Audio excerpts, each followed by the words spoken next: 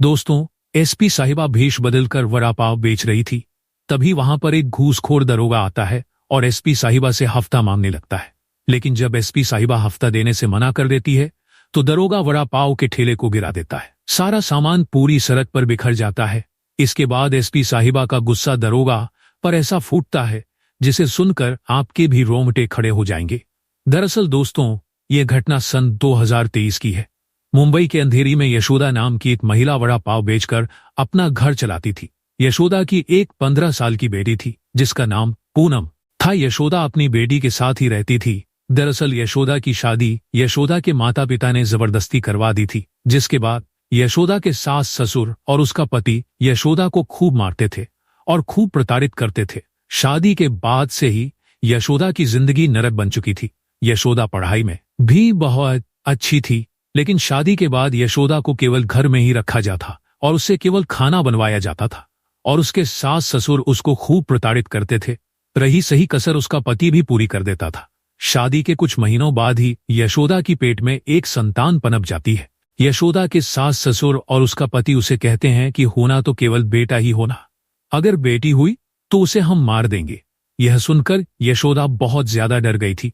यशोदा का अब 9वां महीना चल रहा था और उसकी डिलीवरी की तारीख भी नजदीक आ रही थी। लेकिन यशोदा के मन में एक डर था कि कहीं अगर बेटी हो गई तो यह लोग मेरी बेटी को मार देंगे। यह डर उसे पूरे 9 महीने से सताता आ रहा था और अब कुछ ही दिन बचे थे यशोदा की डिलीवरी में।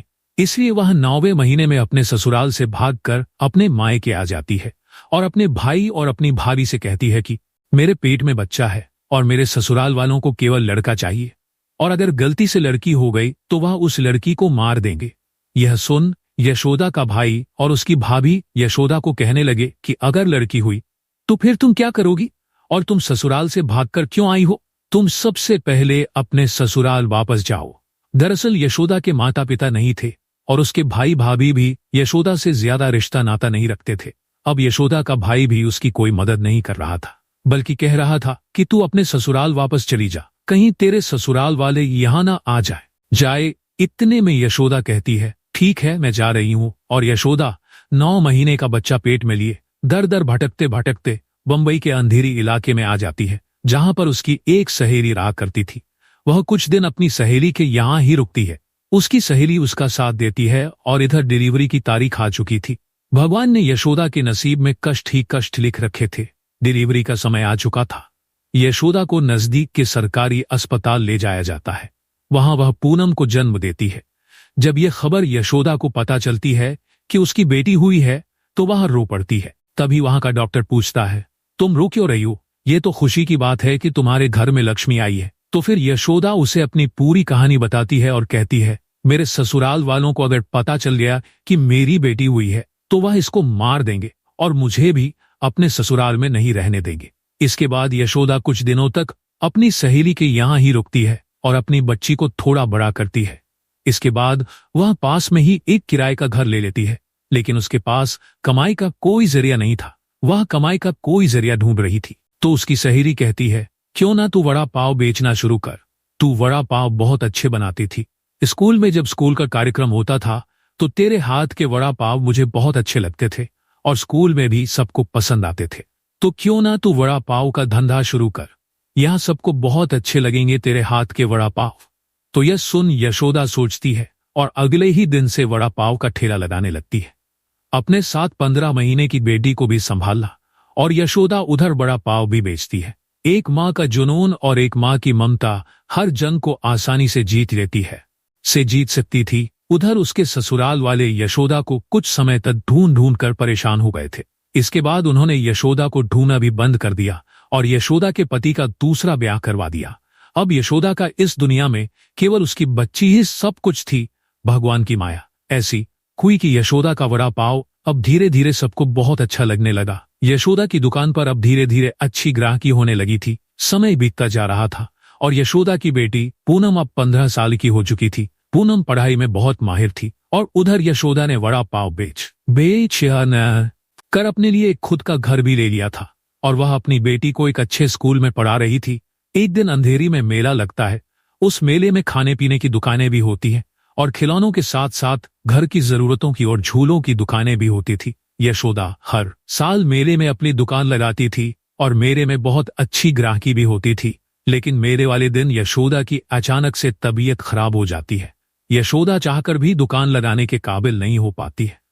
वह अंदर ही अंदर बहुत दुखी होती है और पूनम से कहती है, बेटी मुझे दुकान नारियल करे सो लगाना है, लेकिन आज तो मेरा स्वास्थ्य बहुत ज्यादा खराब लग रहा है। मैं आज वड़ा पाव की दुकान कैसे लगाऊंगी, मेरे में समझ नहीं आ रहा।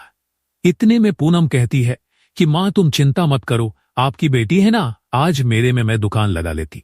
क्योंकि यशोदा के साथ रह रहकर उसकी बेटी भी बड़ा पाव बनाने में माहिर थी। कई बार वह भी दुकान पर यशोदा का हाथ बंटाने चली जाया करती थी। उसे भी काफी ज्यादा नॉलेज था वड़ा पाव बनाने का और वड़ा पाव बेचने का। तो वह कहती है, माँ आज आप आराम करो, आपकी जगह में मेले में वड़ा पाव बेचने चली जाऊंगी, अब चिंता मत करो और आप घर पर ही आराम करो और देखना शाम तक मैं सारे वड़ा पाव बेचकर खूब सारे पैसे लेकर आऊंगी, उसके बाद हम अस्पताल चलेंगे। तो यशोदा उसे मना नहीं कर पाती और कहती है, ठीक है, लेकिन अपना ध्यान रखना और मुझे समय समय पर फोन लगाती रहना। इसके बाद लिए पूनम वड़ा पाव का ठेला लेकर निकल जाती है मेले की और जहां पर वह अपना ठेला जमाती है और वड़ा पाव उतारने लगती है। धीरे धीरे भीड़ आना शुरू होती है। एक के बाद एक ग्राहक पूनम से वड़ा पाव ले रहे थे और उनको वड़ा पाव बहुत पसंद भी आ रहे थे। लेकिन इतने में वहां पर एक दरोगा आता है। वह दरोगा पूनम से कहता है, अरे लड़की, यहाँ मेले में दुकान लगाने की परमिशन तूने किससे ली है? तो पूनम कहती है कि हमने नगर निगम से यानी कि बीएमएससी से मेले में दुकान लगाने की परमिशन ली है और उनको हम भाड़ा भी देते हैं दुकान लगाने का। और वह अपनी रसीद बताती है। दरअसल मेले में दुकान लगाने के लिए नगर निगम यानी कि बीएमएससी से परमिशन लेनी पड़ती है, जो कि पूनम यानी कि यशोदा ने पहले ही ले रखी थी।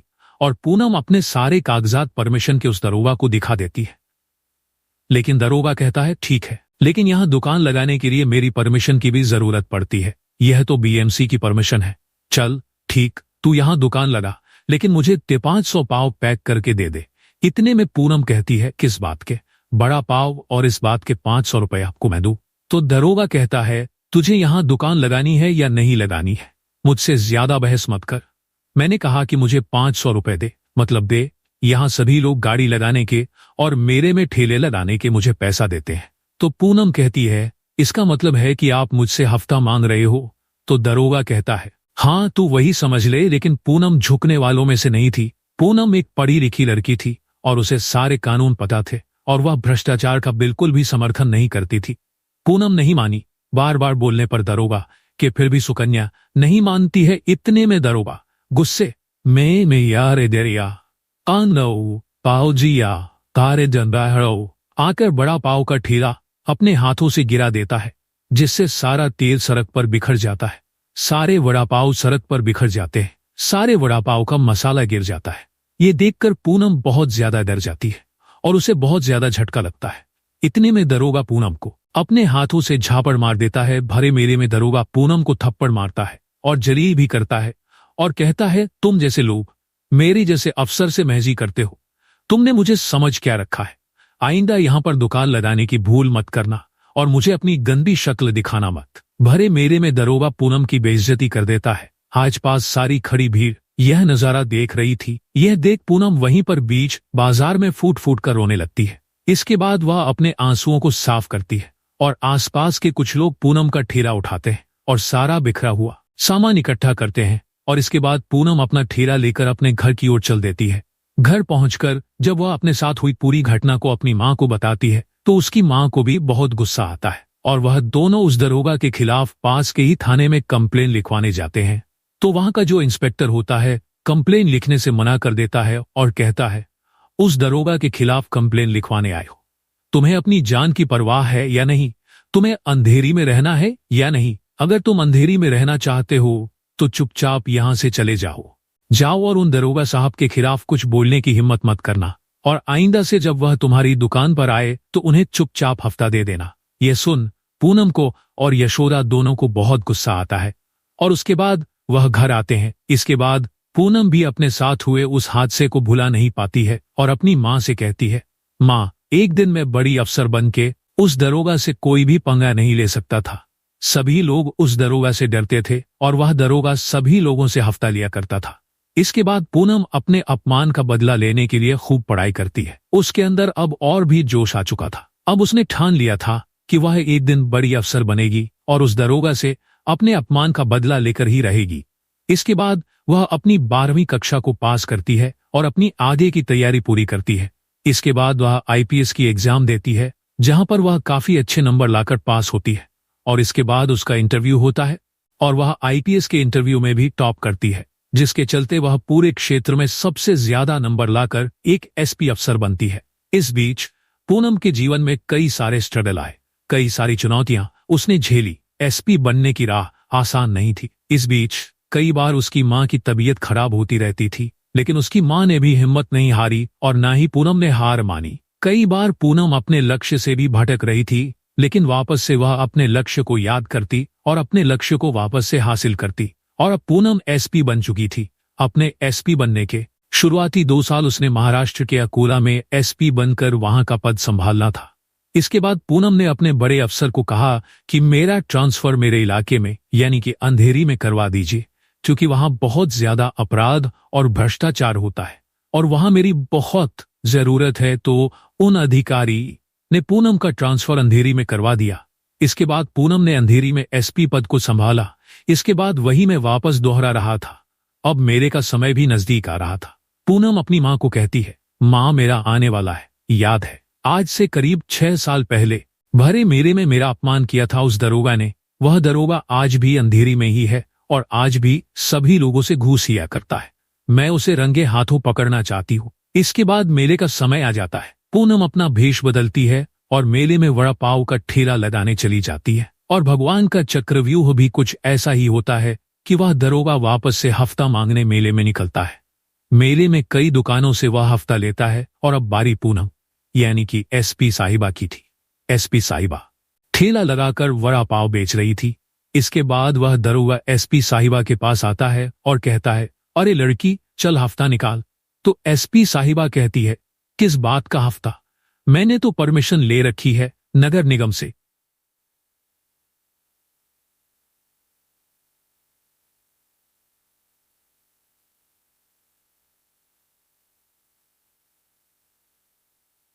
तब दरोगा साहब कहते हैं, तुझे यहां पर दुकान लगा है या नहीं लगानी? अगर तू पैसा नहीं देती है तो अभी तेरा बड़ा पाव का ठेला गिरा देता हूं। तो एसपी साहिबा कहती है, तुझे जो करना है। तो दरोगा यह बात सुनकर गुस्से में आ जाता है और वह एसपी साहिबा के वड़ा पाव के ठेले को गिराने की कोशिश करता है। तभी एसपी साहिबा दरोगा को 2 थप्पड़ मारती है। भरे बाजार में सभी लोग यह मंजर देख रहे थे। इसके बाद एक के बाद एक थप्पड़ एसपी साहिबा दरोगा को मारे जाती है। एसपी साहिबा को अपने साथ हुए अपमान का सारा लेखा याद आ रहा था। वह दरोगा को मारते मारते अपने भूतकाल में चली गई थी। अपनी सारी भड़ास, अपने अपमान का बदला ले रही थी। एक के बाद एक दरोगा को थप्पड़ मारे जा रही थी। इसके बाद वह दरोगा कहता है, तूने एक पुलिस वाले पर हाथ उठाया, अब इसका खामियाजा तुझे भुगतना पड़ेगा।